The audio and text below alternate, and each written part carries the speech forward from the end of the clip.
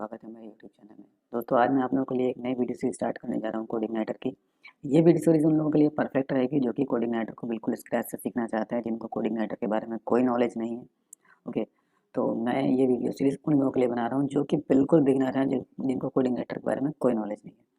दोस्तों अगर आप लोगों ने मेरा ये यूट्यूब चैनल सब्सक्राइब ना किया हो तो प्लीज़ आप मेरे चैनल को सब्सक्राइब कर लें और बेल आइकन प्रेस कर लें, जिससे मेरे आगे आने वाली वीडियोज़ का नोटिफिकेशन आपको मिलता रहे।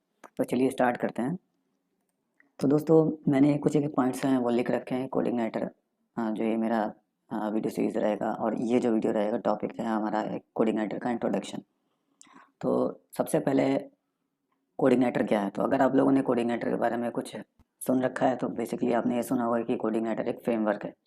अब ये फ्रेमवर्क क्या होता है, तो फ्रेमवर्क अगर मैं प्रोग्रामिंग लैंग्वेज में कहूँ तो फ्रेमवर्क होता क्या है कि फ्रेमवर्क एक कलेक्शन होता है क्लासेस का।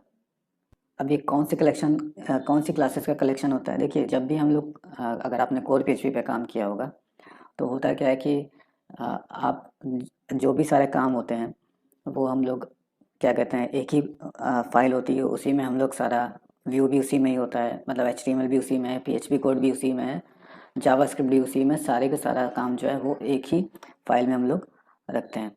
अब फ्रेमवर्क के केस में क्या होता है, फ्रेमवर्क में हम लोग क्या करते हैं कि चीज़ों को डिवाइड कर देते हैं और इसमें क्या करते हैं कि हमारे पास जो भी काम जो भी चीज़ें रिपीट होती हैं कोड में, उन पर्टिकुलर चीज़ों को हम क्लासेस में कोड कर देते हैं, जिससे कि हमको वो कोड फिर से लिखना ना पड़े। मतलब जैसे कि अगर पर्टिकुलर सेशन से रिलेटेड हम अभी जैसे कोई काम है तो हम लोग सेशन से रिलेटेड एक क्लास बना देंगे फ्रेमवर्क में। तो सेशन से रिलेटेड जो भी काम रहेगा तो हम क्या करेंगे, उस क्लास को कॉल कर लेंगे और अपना जो यूज़ है वो उसको वहाँ पे यूज़ कर लेंगे, जो भी हमें वहाँ से चाहिए होगा क्लास से। ठीक है, तो होता क्या है फ्रेमवर्क के केस में कि हम जितना भी रिपीटेबल कोड होता है वो क्लासेस के फॉर्म में पहले से बना करके वहाँ पे डाल देते हैं और उन क्लासेस को अपनी रिक्वायरमेंट के हिसाब से कॉल करते जाते हैं। ठीक है, तो फ्रेमवर्क क्या करता है, फ्रेमवर्क में ही ये सारी चीज़ें पहले से प्रेजेंट रहती हैं, तो और उनको हम लोग अपनी रिक्वायरमेंट के हिसाब से कॉल करते रहते हैं। तो कोऑर्डिनेटर में कुछ एक लाइब्रेरीज होती हैं जो कि मैंने यहाँ पे लिख रखी हैं, जैसे कि सेशन लाइब्रेरी है, ईमेल लाइब्रेरी है, फॉर्म वैलिडेशन लाइब्रेरी है, शॉपिंग कार्ट क्लास होती है, इसमें फॉर्म हेल्पर होता है, फाइल हेल्पर होता है, डाउनलोड हेल्पर होता है, कैप्चर। बेसिकली ये क्या है कि ये सारे के सारे क्लासेस हैं। इसको दो हिस्सों में डिवाइड कर रखते हैं कोऑर्डिनेटर में, एक होता है लाइब्रेरी क्लासेस और दूसरा होता है हेल्पर क्लासेस। तो मैंने ये दोनों को ही लिख रखा है, तो आप कंफ्यूज मत होइएगा। आगे आने वाले टॉपिक्स में मैं एक सारी चीज़ें कवर करूँगा कि लाइब्रेरी क्लासेस कौन सी होती हैं और हेल्पर क्लासेस कौन कौन सी होती हैं। ठीक है, फिर अगला टॉपिक हमारा एमवीसी। अब जी ये फ्रेमवर्क होता है, तो फ्रेमवर्क का एक रन करने का एक पर्टिकुलर तरीका होता है।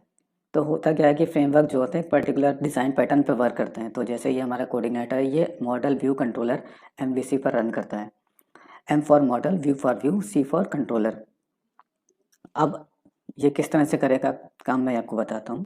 सी फॉर कंट्रोलर, देखिए जितना भी बिजनेस लॉजिक होगा वो हमारा कंट्रोलर पे होगा। ओके, और मॉडल में क्या होगा कि मॉडल में हमारा जितना भी डेटाबेस से रिलेटेड काम रहेगा, चाहे वो डेटाबेस से रिकॉर्ड्स को फैच करना, चाहे वो रिकॉर्ड्स को अपडेट करना या फिर रिकॉर्ड्स को डिलीट करना, ये सारे के सारे काम मॉडल के थ्रू होंगे। व्यू में क्या होगा, व्यू में जनरल हमारा HTML होगा, जैसे कि किसी फॉर्म को वहाँ पर शो करना, इमेज शो करना, ये सब रिलेटेड चीज़ें जो होंगी वो सारा का सारा चीज़ व्यू में रहेगा। तो होता क्या है, एमवीसी में हम कोड को 3 हिस्से में डिवाइड कर देते हैं। ओके, आई थिंक आपको समझ में आ गया होगा। अब हम अगला मैंने पॉइंट लिख रखा है ईजी टू लर्न। तो बेसिकली क्या है कि कोड इग्नाइटर जो है वो सीखने में बहुत ही आसान है, बहुत ही ज़्यादा आसान है। ठीक है, इसकी डॉक्यूमेंटेशन जो है वो बहुत ही ईजी है और आपका कोई भी अगर आप कभी कहीं किसी टॉपिक पे फंसते हैं तो वहाँ इंटरनेट पे आपको सारा का सारा इंफॉर्मेशन मिल जाएगा, जिससे कि आप आसानी से आपकी प्रॉब्लम जो है वो सॉल्व हो सकती है। ओके, तो आई थिंक आपको एक ये इंट्रोडक्शन ठीक ठाक मिल गया है कोऑर्डिनेटर के बारे में। नेक्स्ट वीडियो में मैं आप लोगों के लिए इसका डायरेक्टरी स्ट्रक्चर है उस पर मैं थोड़ा क्लियर कर दूंगा कि आखिर कोऑर्डिनेटर का डायरेक्टरी स्ट्रक्चर क्या होता है। ठीक है, तो दोस्तों अगर आप लोगों को ये वीडियो अच्छा लगा हो तो प्लीज़ आप मेरे चैनल को सब्सक्राइब करें, इस वीडियो को लाइक करें और शेयर करें और मेरे आगे आने वाले वीडियो का इंतज़ार करें। अभी के लिए bye, thanks and take care.